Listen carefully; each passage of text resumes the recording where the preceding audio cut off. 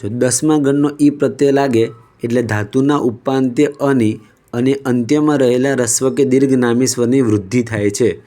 જેમ કે અહીંયા આગળ તડ ધાતુ છે તો અહીંયા આગળ દ અંત્યમાં છે અને ત પછી અ છે તો એ ઉપાંત્યમાં છે, છેલ્લેથી બીજો જે હોય એ ઉપાંત્ય કહેવાય।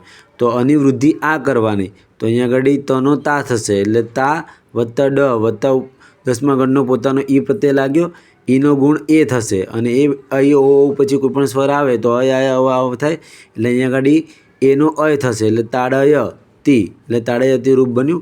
એવી રીતના અહીંયા આગળ રૂ છે તો રૂની વૃદ્ધિ આર કરવાની, તો અહીંયા આગળ રૂની વૃદ્ધિ આર કરી એટલે પાર થાય, પાર વત્તા 10મા ગણનો પોતાનો ઈ એટલે પારી, ઈનો ગુણ એ અને એનો અય એટલે પારાયતી।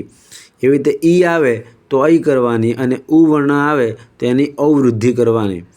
અને કથ ગણ રસ સ્પૃહ અને મૃગ આ જે ધાતુઓ જે છે કે એ કેટલાક ધાતુઓમાં ગુણ તેમજ વૃદ્ધિ થતી નથી।